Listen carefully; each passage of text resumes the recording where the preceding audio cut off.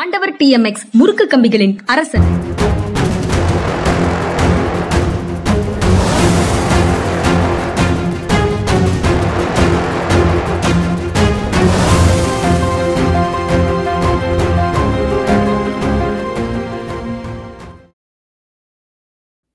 வணக்கம். இது மனிதா மனிதா சார். வணக்கம் சார். வணக்கம்ங்க. வணக்கம் சார். நம்ம திடீரென்று நம்ம எங்க போயிட்டு இருக்கோம் அப்படிங்கிற கேள்வி வருது. ஒவ்வொரு நாளும் அவ்வப்போது கேள்விப்பட்ட சில விஷயங்கள் தான், அல்லது செய்தியான சில விஷயங்கள் தான். ஆனா முதன்மையான கட்சிகளிடமிருந்து அந்த குரல் கேட்கும் போது அது நமக்குள்ள சில அதிர்வலைகளை ஏற்படுத்துது. பீகார்ல நடந்த அந்த வாக்காளர் பட்டியல் திருத்த பணிகள் தொடர்பாக பல கம்ப்ளைண்ட்ஸ் இருந்தது. தேஜஸ்வி யாதவ் அதை ஹைலைட் பண்ற மாதிரி இன்னைக்கு ஒரு விஷயத்த சொல்றாரு.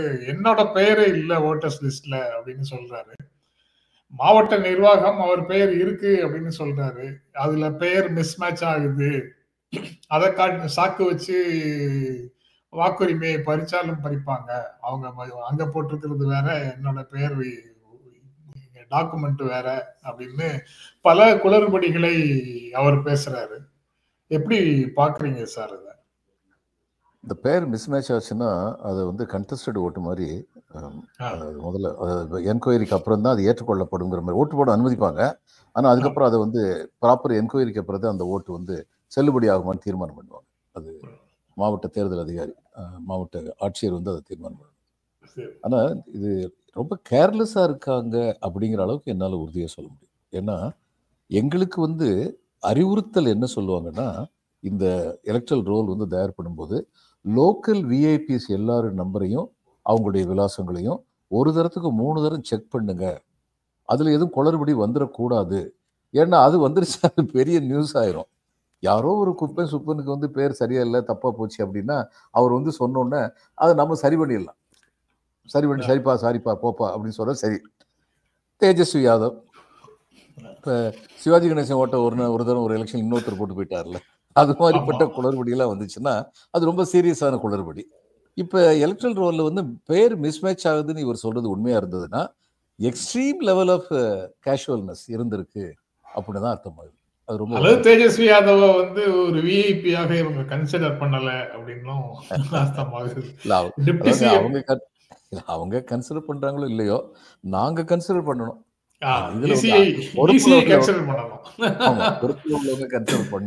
ஜூலை மாசத்துல தான் ராப்ரி தேவி தேஜஸ்வி யாதவோட அம்மா நடுவில் ஒரு சார்ஜ் முன் வச்சிருந்தாங்க. பிஜேபியும் ஜேடியுவும் சதி செய்யறாங்க என்னுடைய மகனை கொலை செய்வதற்காக அப்படின்னு எல்லாம் சார்ஜ் வச்சிருந்தாங்க. அது வந்து அவங்க மறுத்தாங்க. அந்த மாதிரி எதுவும் வாய்ப்பு இல்லை அப்படிங்கிறதுனால அது அந்த சார்ஜ் வந்து போயிடுச்சு. ஆனா இவர் எது பேசினாலும், இப்ப இவர் பேசியதுக்கு திருத்த பணிகள் தொடர்பாக இவர் பேசியது எல்லாத்தையும் முதலமைச்சர் நிதிஷ்குமார் வந்து நீ குழந்தைப்பா, உனக்கு இதெல்லாம் புரியாது அப்படின்னு சட்டப்பேரவையிலேயே பேசுறாரு. அப்ப சீரியஸாகவே எடுக்கிறது இல்லை அப்படின்னு அர்த்தமாகுது இல்ல சார் இந்த மாதிரி பேச்சுக்கு? இந்து மதத்துல ஒரு புராண கதை உண்டு. தகப்பன் சாமின்னு சொல்லி கார்த்திகேயனுக்கு பாலசுப்ரமணியனுக்கு ஒரு பேரு. ஏன்னா தகப்பனுக்கே வேதம் ஓதனா அப்படின்னு. அப்ப சின்ன குழந்தையும் புத்திசாலித்தனமும் இருக்கும். அதனால அப்படிலாம் Tejashwi has proved himself to be a very mature political leader. அவர் அந்த மாதிரி பேசுறதுங்கிறது சில விஷயங்கள் இவர் பண்றது அவருக்கு குழந்தை தான். நிதிஷ் வந்து நீ குழந்தைப்பா, எந்த நேரத்துல எந்த பக்கம் தாவணுங்கிறது உனக்கு ஏதாவது தெரியுமா, அதெல்லாம் எங்கிட்ட வந்து நீ படிச்சுக்கலாம்னு கேட்டா அது சரிதான். யாரு கையை நீட்டினாலும் அந்த பக்கத்துக்கு தாவிடுறீங்களே அப்படின்னு அவர் தான் குழந்தையாட்டம் இருக்கிறாரு.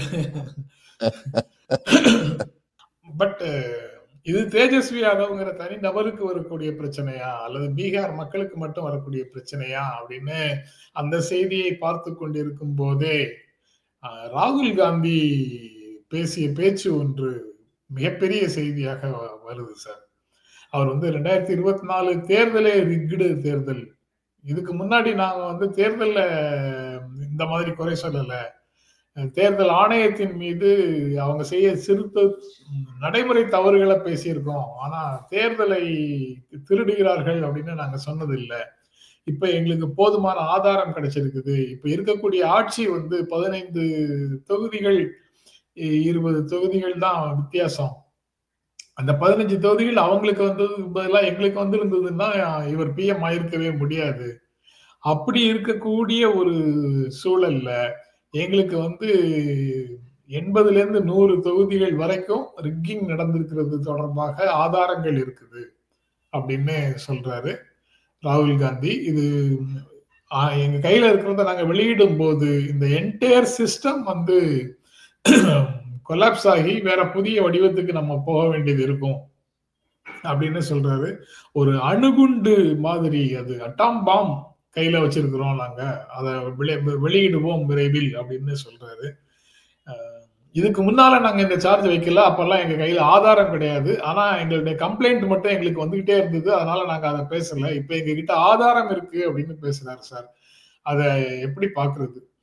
இல்ல, ஆதாரங்கள் வந்துட்டு அது நல்லதுதான். அதாவது போன தேர்தலை பற்றி பல சந்தேகங்கள் எழுப்பப்பட்டன. ஆனா சந்தேகங்களை பத்தினாலும் அந்த சந்தேகங்களை பத்தி வெளியில பேசவே இல்லை. ஏன்னா சந்தேகத்தின் அடிப்படையில் பேச முடியாது. ஆனா அந்த சந்தேகங்களுக்கு பின்னாடி ஏதோ சில ஆதாரங்கள் கிடைக்கிறதுக்கான வாய்ப்பு இருக்கு அப்படின்னு சொல்லி நான் நம்புறேன். அதாவது தவறுகள் நடந்திருக்குன்னு நம்புறேன். ஆனா அதுல எந்த ஆதாரம் இல்லாதவோ தவறுகள் நடந்திருக்குன்னு நம்ம பேச முடியாது அப்படின்னு சொல்லி நான் மௌனம் காத்தேன். இவர் மோடி முதல்ல பின்னடைவாத்தான் இருந்தார் தேர்தலில். அதுக்கப்புறம் அவருக்கு வாக்குகள் அதிக வாக்குகள் வெற்றி பெற்றார். அப்போ நான் இப்போ ஒரு தேர்தல் அதிகாரி இருந்த நான் என்ன பார்ப்பேன்னா, எந்த இடத்துல எல்லாம் பின்னடைவு இருந்ததோ அது எந்த ஏரியா, அடுத்து அவர் முன்னேறினாலும் அது எந்த ஏரியா, அது அவங்களுடைய ஸ்ட்ராங் ஹோல்டா, பிஜேபியுடைய ஸ்ட்ராங் ஹோல்டா இருந்தால் அவர் முன்னேறி இருக்கிறதுக்கான வாய்ப்பு இருக்கு. உதாரணம் வானதி மேடம் இதில் கோயம்புத்தூர்ல லாஸ்ட் கவுண்ட் வரைக்கும் பேசாமல் இருந்தாங்க.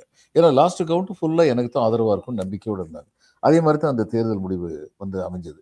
ஆனால் அந்த தேர்தல் முடிவுலையும் சொல்லப்பட்டது எனக்கு தெரியாது இது உண்மையா இல்லையான்னு.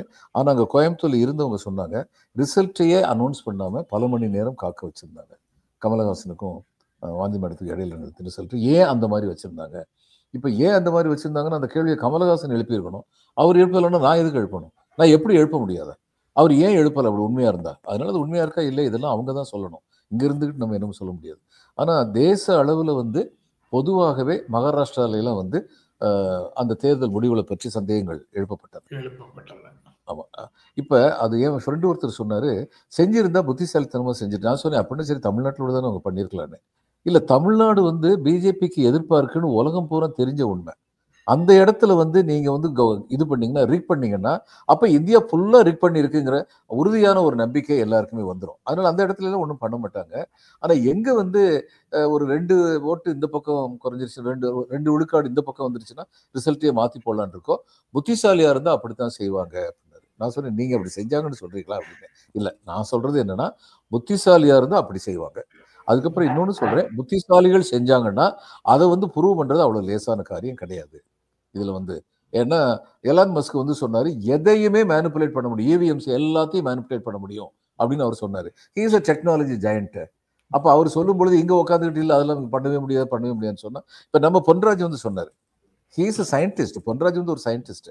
இப்ப பொன்ராஜ் மாதிரி ஆட்களுக்கு படைபலம் பணபலம் கிடையாது. அவங்களுக்கு அதை செய்யறதுக்கு இந்த அரசியல் கட்சிகள் தயாரா இல்லாத அவங்களுடைய முட்டாள்தனம். இப்போ அந்த அரசியல் கட்சிகள் சொல்றாங்கன்னு சொல்லுங்க, நீங்க உங்களுக்கு என்னென்ன மெட்டீரியல் ஃபெசிலிட்டி வேணும் உங்களுக்கு சொல்லுங்க.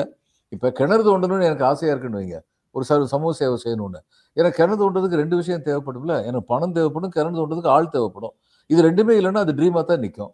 அதே மாதிரி தான் அவர் கையில் ஆதாரம் இருந்தாலுமே அவருக்கு தேவையான அடிப்படை வசதிகள் இல்லாத ஒரு மனிதருக்கு அந்த அடிப்படை வசதிகளை செய்து கொடுப்பதற்கு அடிப்படை தேவைகள், அது வசதின்னு கூட சொல்ல முடியாது, அடிப்படை தேவைகளை நிறைவு செய்வதற்கு தயாராக இருந்தால் இது நிச்சயம் ப்ரூவ் பண்ணியிருக்க முடியும். எந்த அளவுக்கு எலெக்ஷன் கமிஷன் போயிருச்சுன்னா, இது இவிஎம் ரிக் பண்ண முடியும்னு யாராவது சொன்னாங்கன்னா அவங்க மேல கிரிமினல் கேஸ் போடணும்னு ஒரு சுப்ரீம் கோர்ட் வரைக்கும் சொன்னாங்க, வாய் அடைக்கிறதுக்கு. ஏன்னா இதனால இப்ப ராகுல் காந்திக்கு ஆதாரம் கிடைச்சிருக்குன்னா, அது உண்மையே என்று ஆதாரம் கிடைச்சிருந்தால் அது நல்ல செய்திதான். அந்த ஆதாரத்தை வெளியில் கொண்டு வந்தார் என்றால் நிச்சயமாக பார்க்கலாம். அரசமைப்பு சட்டத்தை காக்க வேண்டியது தேர்தல் ஆணையம். அவங்க அந்த அதிகாரத்தை அரசமைப்பு சட்டம் தான் தேர்தல் ஆணையத்துக்கு கொடுக்குது. அப்படி அரசமைப்பு சட்டம் கொடுத்த அதிகாரத்தை முறையாக பயன்படுத்தி நியாயமாகவும் நேர்மையாகவும் தேர்தல் நடத்த வேண்டிய தேர்தல் ஆணையம் இப்போ வேற சிலரின் கைப்பாவையாக மாறிவிட்டது அப்படிங்கிற சார்ஜையும் அவர் முன்வைக்கிறாரு. அவரு குற்றச்சாட்டை முன்வைக்கிறாரு. ஆனா கடந்த காலங்கள்ல வந்த சில செய்திகள், துண்டு துண்டாக வந்த செய்திகளை தொகுத்து பார்த்தோம்னா தேர்தல் ஆணையம் பல தவறுகளை செய்திருக்குதோ அப்படிங்கிற எண்ணம் நமக்கே வருது. செய்திகளின் அடிப்படையில அது எல்லாத்துக்கும் ஆதாரம் இருக்குதா என்னங்கிறது செய்திருக்கோ இல்லைங்க, செஞ்சிருக்கு. நான் சொல்றேன், நான் மாவட்ட தேர்தல் அதிகாரியா இருந்திருக்கேன். அந்த நேரத்துல ஏதாவது இந்த தேர்தல் விதிமுறைகளுக்கு மாறாக பேசுனா உடனடியா நடவடிக்கை எடுப்போம். அவங்களுக்கு நோட்டீஸ் அனுப்பிடுவோம். அந்த கட்சிக்கும் சொல்லிடுவோம், அவங்க மேல நோட்டீஸ் அனுப்பியிருக்கோம் அப்படின்னு சொல்லி. இப்ப இந்த பிரதம மந்திரி சொன்னாரு, இந்த நாட்டுல ரொம்ப எச்சரிக்கையா இருங்க, உங்ககிட்ட 2 பஸ் இருந்ததுன்னா அதுல 1 பஸ் தூக்கி இந்த நாட்டுல சட்டத்துக்கு விரோதம் குடியேறணும் இன்னொருத்தருக்கு கொடுத்துருவாங்கன்னு பேசினாரு. இது ஒரு பிரதம மந்திரி பேசுற பேச்சா? இது பேசலாமா? இவங்களுடைய தேர்தல் அறிக்கை முஸ்லீம் லீக் தேர்தல் அறிக்கை மாதிரி இருக்குன்னு சொல்லி சொன்னாரு. காங்கிரஸ் உடைய தேர்தல் அறிக்கை பார்த்து இது மாதிரிலாம் சொல்லும் பொழுது அவருக்கு ஏன் நோட்டீஸ் அனுப்பல? எல்லாம் பேசி முடியறதுக்கு வெயிட் பண்ணிட்டு கடைசியில் கட்சிக்கு அனுப்புனாங்க. கட்சிக்கு எதுக்கு அனுப்பணும்? தனிப்பட்ட மனிதன் தான் பேசினாரு, அவருக்கு தான் அனுப்பணும். அதனால இந்த தேர்தல் ஆணையத்து மேல எனக்கு கொஞ்சம் கூட நம்பிக்கை கிடையாது. இவங்ககிட்ட நேர்மைங்கிறது எள்ளளவும் கிடையாது. இந்த பேச்சுக்கள்ல நம்ம கண்டுபிடிச்சோம் இவங்ககிட்ட நேர்மை இல்லைன்னு. ஆனா ராகுல் காந்தி வேற சில விஷயங்களை மனசுல வச்சுட்டு சொல்றாரு போல. அந்த வேறு சில விஷயங்கள் ரொம்ப முக்கியமானதுதான் சார். இப்ப நீங்க சொன்னது ஊடகங்கள்ல வரக்கூடிய பெய்டு நியூஸ் அதை கண்டுக்காம விடுது. ஒரு பக்கமாக ஒரு பக்கச்சார்போட நடந்துக்குது. ஹேட் ப்ரொபகண்டா, வெறுப்பு பிரச்சாரத்தை கண்டுகொள்ளாமல் விடுகிறது. அப்புறம் அந்த தேர்தல் செலவுகள்ல வரக்கூடிய பாரதூரமான இடைவெளி, அந்த இடைவெளியை கண்டுக்காம விடுது. ஒருவருக்கு எப்படி பணம் வந்ததுங்கிறத பத்தி கவலைப்படல. அந்த பணம் சட்ட விரோதமாக கிடைத்த பணமாக இருந்தாலும் அதை திரும்ப பெறணுங்கிற ஒரு முணுமுணுப்பு கூட தேர்தல் ஆணையத்தின் கையில் இருந்து வரல. அதனால அது எலெக்ஷன் எக்ஸ்பென்சஸ் தொடர்பாகவும் அது தவறு செய்கிறது அப்படிங்கிற மாதிரி தெரியுது. இதற்கு அப்புறம் தான் அந்த மகாராஷ்டிரா தேர்தல் முடிஞ்ச உடனே ராகுல் சொன்னது அல்லது பிற கட்சிகள் சொன்னது, அந்த vote manipulation and vote theft அப்படின்னு சொல்றாங்கல்ல, அது பயங்கரமான டைமென்ஷன்ஸுக்குள்ள அது போகுது. அதுக்கப்புறம் இப்போ பீகார்ல நடக்கக்கூடிய வாக்காளர் பட்டியல்லையே தகிடுதத்தங்கள் நடக்குது. சிஸ்டமிக்கா மைனாரிட்டிஸ வாக்களிக்க, அவங்களுக்கு இருக்கக்கூடிய வாக்களிக்கும் உரிமையை பறிக்கும் விதமாக இவர்கள் நடந்து கொள்கிறார்கள் அப்படிங்கிறதையும் வெளிப்படுத்துது. இந்த மாதிரி விஷயங்கள்லாம் நம்ம ஊர்ல நம்மோட தினம் தினம் பேசக்கூடிய நமது நண்பர்கள் இதெல்லாம் முறைகேடுன்னு சொல்ல மாட்டாங்க, இதெல்லாம் ஊழல்னு சொல்ல மாட்டாங்க. இதையெல்லாம் ஒன்றுமில்லாத விஷயமாக கடந்து போகணும், ஆதாரம் என்ன இருக்கு அப்படின்னு கேட்டுட்டு கடந்து போகணும்னு சொல்லுவாங்க. எப்படி அதை பாக்குறீங்க? கவர்மெண்ட் ஆஃப் இந்தியாவில் சட்டப்படி தான் நடக்க வேண்டும் அப்படின்னு சொல்றதுக்கு அப்ப எல்லாத்துக்கும் ரூல் சொல்லுவாங்கல்ல.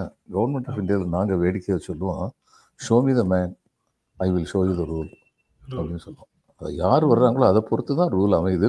பல சமயங்கள் இது எல்லா அரசுலையும் நடந்திருக்கு. இந்த அரசுல என்னடான்னா ரூலே இல்லைங்கிற நிலைமையில் இந்த அரசுல இருக்கு. முந்தியெல்லாம் ஏதாவது ஒரு ரூல், உதாரணமா ஒருத்தரை ஒருத்தருடைய லேண்டு காம்பன்சேஷனுக்கு அவருக்கு அதிகமாக கொடுக்க வேண்டியிருந்தது. ஆனா இன்னொருத்தங்க யாரோ போய் என்ன ஏன் பக்கத்துல ஏன் நிலத்துக்கு அது மாதிரி நீங்க கொடுக்க மாட்டேங்கிறீங்க. நாங்கள் ஏன்னா ஏன்னா இவர்கிட்ட இது இருந்தது, மரங்கள் இருந்தது. எனக்கு இந்த கேஸ் நல்லா தெரியும். அப்போ இவர் என்ன பண்ணார், அந்த அதிகாரி எனக்கு கேட்டவங்களும் உள்ளூர்ல லோக்கல்ல செல்வாக்கான ஆளுங்க, நமக்கு எதுக்கு அவருக்கும் அதே மாதிரி காம்பன்சேஷன் கொடுத்துருவோம்னு சொன்னா அவர் அதை என்ன பண்ணாரு, அங்க ஒரு அம்மா பழம் வித்துக்கிட்டு இருந்துச்சு. அந்த அம்மாட்ட இது என்னன்னா, இந்த பக்கத்து நிலத்தை சேர்ந்தவங்களும் இவரும் ஒரு நல்ல டேர்ம்ஸ்ல இருந்தவங்க, அந்த பக்கத்து நிலத்தை சேர்ந்தவங்க இவர் கேட்காம இவர் நிலத்தை சமன்படுத்திட்டாங்க. அந்த மரமெல்லாம் போச்சு. இவர் கேட்கிறாரு, ஏமா இங்க ஏதாவது மரங்கள் இருக்கிறத பாத்தீங்களா, பழக்கடை அம்மாட்ட கேட்டோம். அவர் இல்லையே சாமி நான் பார்க்கல, லோக்கல் என்கொயரியில் இங்க மரமே இல்லைன்னு தெரியுது, அதனால எல்லாருக்கும் ஒரே மாதிரி காம்பன்சேஷன் தான் கொடுக்கணும் அப்படின்னு சொல்லி எழுதி வச்சுட்டு போயிட்டாரு. இப்போ என்ன செய்ய முடியும்? இதுல ஒண்ணுமே செய்ய முடியாது. சட்டத்தை சட்டப்படி நடந்ததாக சொல்லி சட்டத்தை வளைத்து விட்டார்கள். இது நடக்கும். இதே மாதிரி தான் பல சமயங்கள்ல என்னுடைய ஒருத்தர் பேட்ச்மேட் ஒருத்தர், அவருக்கு ஒரு பெரிய போஸ்ட் கவர்மெண்ட் ஆஃப் இந்தியாவில் டிசைட் பண்ணாங்க, அது கொடுக்கணும்னு சொல்லி அந்த கமிட்டி. ஆனா ஒரு பெரிய அதிகாரி, ரொம்ப செல்வாக்கான அதிகாரி, இன்னொருத்தர் பேர் சொல்லி அவருக்கு தான் கொடுக்கணும்னாரு.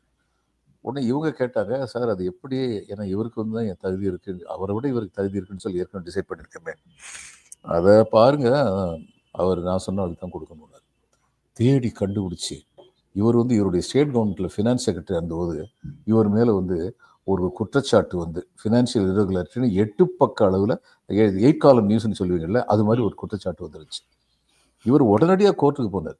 இந்த அதிகாரி. ஏன்னா அவர் வந்து அப்பழுக்கு இல்லாத அதிகாரி. My batchmate, I know about. அப்போ கோர்ட்டுக்கு போய் கோர்ட் வந்து அந்த குற்றச்சாட்டை ஆதாரம் இல்லாத சொல்லி குவாஷ் பண்ணாங்க. இந்த குவாஷ் பண்ண நியூஸ் வந்து 7வது பக்கத்துல ஒரு சின்ன பத்தியில நியூஸ் வந்துருச்சு. இந்த 8 பத்தி நியூஸை காமிச்சு இவர் மேல இப்படி என்கொயரி இருக்கு, அதனால இவரை செலக்ட் பண்ணக்கூடாது அப்படின்னு சொல்லிட்டாங்க. சார் குவாஷ் பண்ணா அது அவருக்கு மட்டும், அந்த சம்பந்தப்பட்ட அதிகாரி மட்டும் தொடர்புடைய செய்தி சார். குவாஷ் பண்ணா அவர் மேல ஒரு சார்ஜ் வந்ததுன்னா அது பொதுமக்களுக்கான செய்தி. நான் கேட்டேன் என்னுடைய பேட்ச்மேட், ஏன்னா உனக்கு வந்து எந்த போஸ்ட் கொடுத்தா சிஎம்டி ஏர் இந்தியா அந்நேரம் கொடுக்கறதா இருந்தது, சிஎம்டி ஏர் இந்தியா போஸ்ட் உனக்கு வந்து விருப்பம் இல்லையா, நீ இதெல்லாம் பத்தி ஒன்றும் பேசாம விட்ட அப்படின்னு. அவர் கேட்டாரு, அங்க போனதுக்கு அப்புறம் அடுத்தவன் செஞ்ச கேஸுக்கெல்லாம் என் மேல பிளேன் வாங்குறதுன்னு சொல்லி ஒரு சிபிஐ என்கொயரி கண்டிப்பா வரும். இதுதான் 40 வருஷம் வரலாறு, எனக்கு எதுக்கு இந்த வம்பெல்லாம், கொடுத்தா போயிருப்பேன், கொடுக்கலையா பரவாயில்ல, அதை பத்தி எனக்கு பரவாயில்ல. அடுத்து அவர் வந்து கவர்மெண்ட் ஆஃப் இந்தியாவில் செக்ரட்டரியா வந்து போஸ்டிங் வந்து நல்ல போஸ்டிங் இருந்துட்டு போனார். ஸோ இதுல என்ன சொல்ல வரேன்னா, அப்படி ஒரு ரூலை காமிச்சிருவாங்க, show me the man, I will show you the rule அப்படி. இவரை செலக்ட் பண்ணக்கூடாதா, ஏதாவது ஒன்று எடுத்து கிளப்பி விடும். ஒரு 2 இது பெஸ்ட் எக்ஸாம்பிள் என்ன, கொரோனா வந்ததே அந்த முஸ்லீம்க்கு கான்ஃபரன்ஸ் நடத்தினால்தான் சொல்லி கிளப்பி விட்டாங்கல்ல. 2 வருஷம் 3 வருஷம் கழிச்சு கோர்ட்ல வந்து இதாகுது, இதுக்கு அயோட்டா ப்ரூஃப் கூட கிடையாது, இது மாதிரி பண்ணது ரொம்ப பெரிய தப்புன்னு சொல்லி 3 வருஷம் கழிச்சு வருது.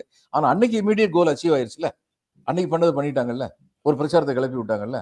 அது மாதிரி தான் இது வரைக்கும் நடந்துட்டு இருக்கு. இப்ப இது ரொம்ப அதிகமா நடக்குது, இந்த அரசுல வந்து ரொம்ப அதிகமா நடக்குதுங்கிறது உண்மைதான்.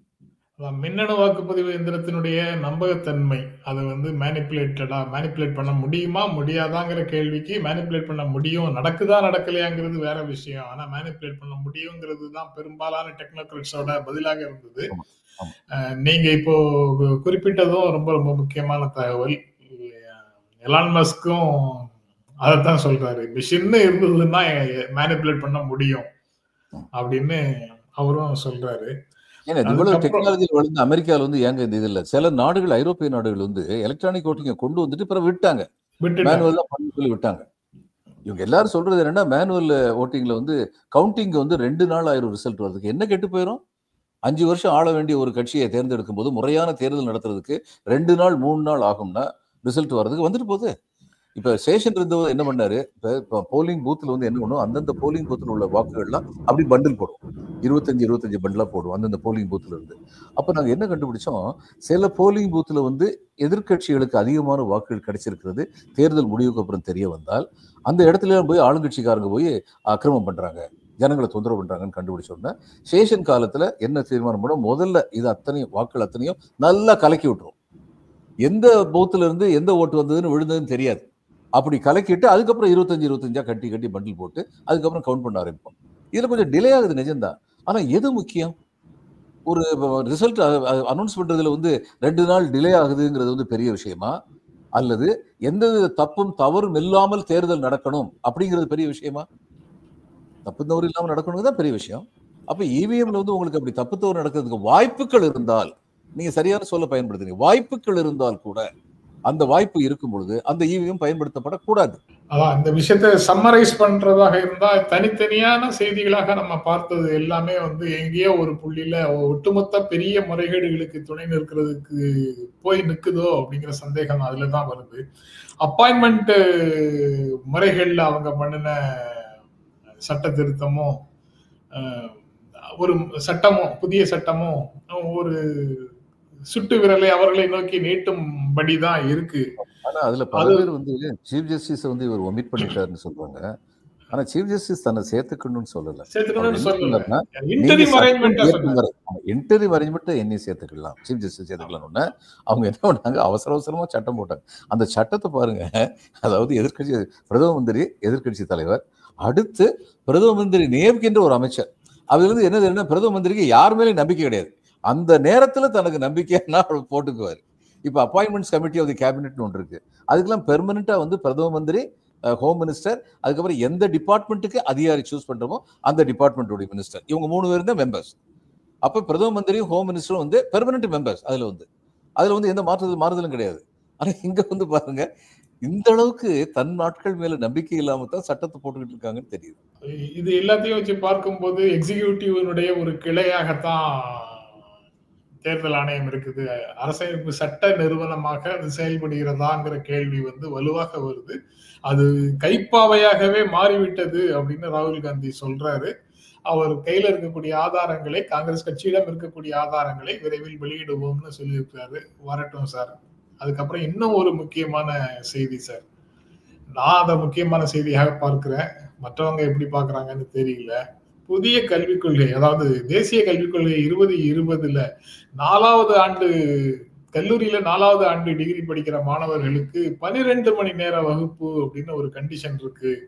அதை செயல்படுத்த தொடங்கி இருக்குது டெல்லி யூனிவர்சிட்டி. அதனால அவங்க வந்து கடுமையான பாதிப்புகளுக்கு உள்ளாகிறாங்க, குமுறுகிறார்கள் அப்படின்னு ஒரு செய்தியை போட்டிருக்கிறாங்க. நான் படிச்சேன். அது 12 மணி நேரம் கல்லூரிகள்ல பாடங்களை கேட்பதற்கு மாணவர்களுடைய உள்ளங்கள் தயாராக இருக்குமா, சிந்தனை மூளை தயாராக இருக்குமா, சொல்லி கொடுக்கறதுக்கு தான் பேராசிரியர்களுடைய உடல் தயாராக இருக்குமா, இல்ல இந்த 12 மணி நேர வேலைன்னு நம்ம பணியிடங்கள்ல வேலையை கொண்டு வராம அதற்கான பயிற்சியாக இதை இங்க கடைசியில வச்சிருக்காங்களா? இப்படி பல கேள்விகள் அந்த செய்திக்கு பின்னாடி வருது சார். நீங்க எப்படி பாக்குறீங்க சார்? அதெல்லாம் நினைச்சு 2 ஷிஃப்ட்டை பத்தி இவன் தவறுதலா புரிஞ்சுக்கிட்டு இருக்காங்கன்னு நினைச்சேன். ஏன்னா எங்க இதுல எல்லாம் கல்கத்தாலாம் சில பள்ளிகள்ல வந்து 2 ஷிஃப்ட்ல வந்து நடக்கும். கிளாஸ் 4 ஏன்னா பில்டிங் இல்லாதனால 2 ஷிஃப்ட் நடக்கும். அது மாதிரி அவன் நினைச்சேன். ஆனா அந்த நியூஸை பார்த்தா அது மாதிரி தெரியல. 12 மணி நேரம் மாணவர்கள் படிக்கணும், கல்லூரியில் இருக்கணும், படிக்கணும், வகுப்புகளை வந்து அட்டென்ட் பண்ணணும். அது மாதிரி ஆசிரியர்கள் 12 மணி நேரத்தில் அவங்க 12 மணி நேரம் சொல்லிக் கொடுக்க போறது இல்லை. ஆனால் ஏற்கனவே சொல்லிக் கொடுக்க போல 2.5 டைம் சொல்லிக் கொடுக்கணுமே. இப்போ இருக்கிறது வந்து 5 மணி நேரம்னு சொல்லியிருக்கு. அடுத்து 2.5 டைம் சொல்லிக் கொடுக்கணும். இது ஹியூமன்லி இம்பாசிபிள்.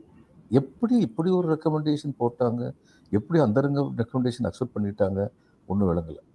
சில சமயங்களில் யாருமே பார்க்காம சில ரெக்கமெண்டேஷன் வந்து பாஸ் ஆயிரும். அது மாதிரி ஆயிடுச்சுன்னு சொல்லி தெரியல. முதல்ல போட்ட முதல் எழுத்திலிருந்து கடைசி பக்கம் வரைக்கும் நான் தரவா படிச்சுட்டு வந்திருக்கிறேன்.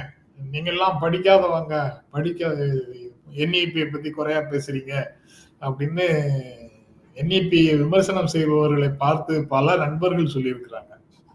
நீங்கெல்லாம் படிச்சுட்டு வாங்க அப்படின்னு இங்க மற்றவங்க எதிர்த்து பேசுகிறவர்கள் அதெல்லாம் படிக்காதவர்களை போல சொல்லிக்கிட்டே இருப்பாங்க. இந்த மாதிரி கண்டிஷன் எல்லாம் இருக்குங்கிறத அவங்க சொல்லவே இல்லை. அல்லது இதெல்லாம் அவங்க இயல்பாக கருதுகிறார்களா அப்படிங்கிற கேள்வி.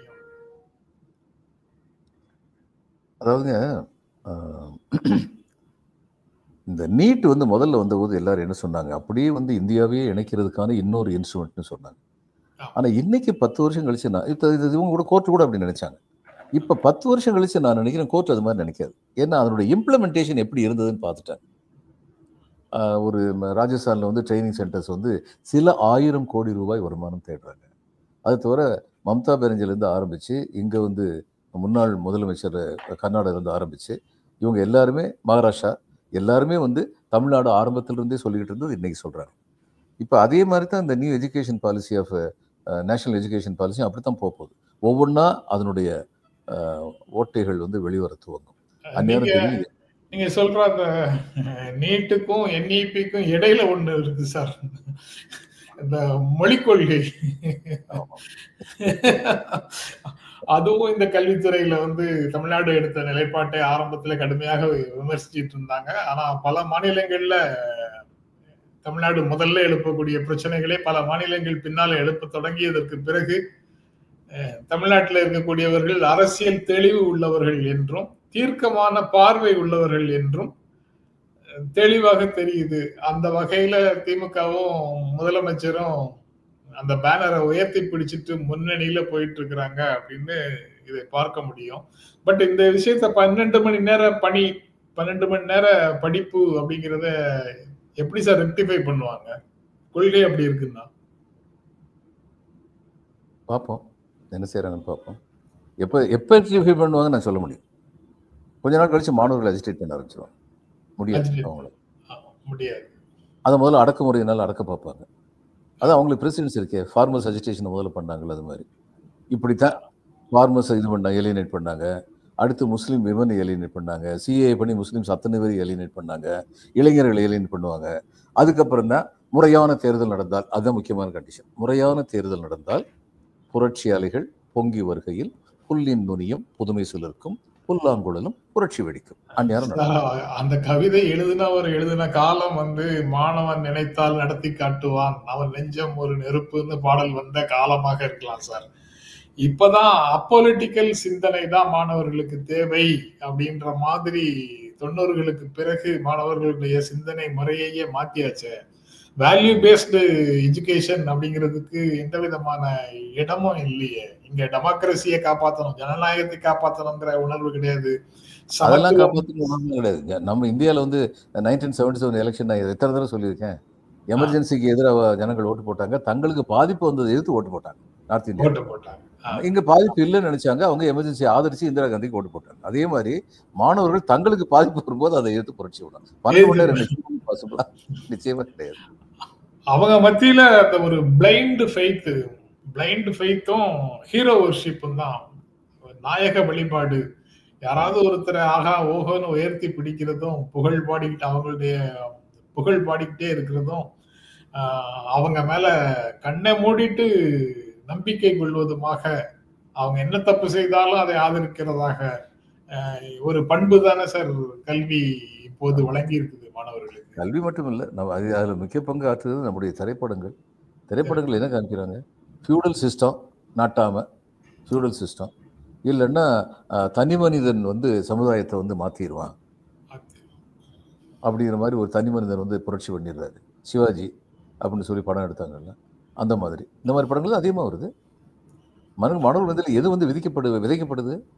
படங்கள்ல அநீதியை தட்டி கேட்டவங்க அரசியலுக்கு வந்தால் அங்கும் அவர்கள் அநீதியை தட்டி கேட்பார்கள் அப்படின்னு ஒரு பிளைண்ட் ஃபெய்த்தை பரப்பும் விதமாக தான் படங்களும் எடுக்கிறாங்களோ. ஆமா, அது எவ்வளவு தவறுங்கிறதுக்கு ஒரு சின்ன உதாரணம் சொல்றேன்.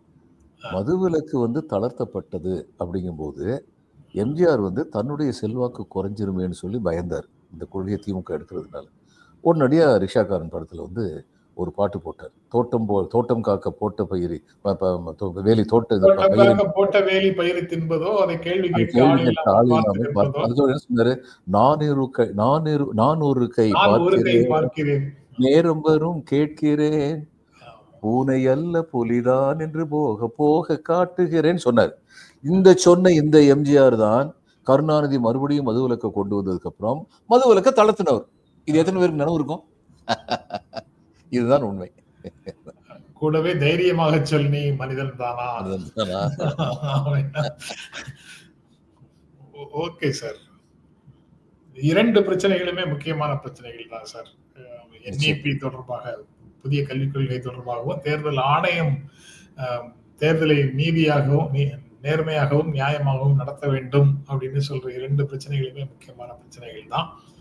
அதை எவ்வளவு தூரம் எல்லா அரசியல் கட்சிகளும் தீவிரமாக எடுத்து தங்களுடைய கருத்துக்களை முன்வைத்து மக்களை அவர்கள் இதுல சரியான நிலைகளுக்காக அணிதிரட்டுகிறார்கள் அப்படிங்கிறது ரொம்ப முக்கியமான கேள்வியாக இருக்குது. தேர்தலை சுற்றி இருக்கக்கூடிய அரசியல், இதை பற்றியே எல்லோரும் பேசிக்கொண்டிருக்கும் போது இந்த மாதிரி பிரச்சனைகள் நம்ம முகத்தில் அடிக்குது. பட்டு துணிக்கான கனவுகளோடு இருக்கும் போது அவன் கட்டியிருந்த கோவணமும் களவாடப்பட்டது அப்படின்னு ஒரு கவிதை வரி சொல்ற மாதிரி ஒரு சூழலுக்குள்ளதான் நம்ம எப்போதுமே இருக்கிறோமா அப்படிங்கிற கேள்வியும் திரும்ப திரும்ப வருது சார். நாளைக்கு தொடர்ந்து பேசுவோம் சார். இல்ல உங்களுடைய நிறைவான கருத்து இருந்தா சொல்லுங்க சார். அதோட உங்களுடைய கருத்தை நிறைவே தந்து விட்டது. சரி சார், ரொம்ப நன்றி சார். நாளைக்கு தொடர்ந்து பேசுவோம். ஓகே, வணக்கம். நன்றி சார், வணக்கம்.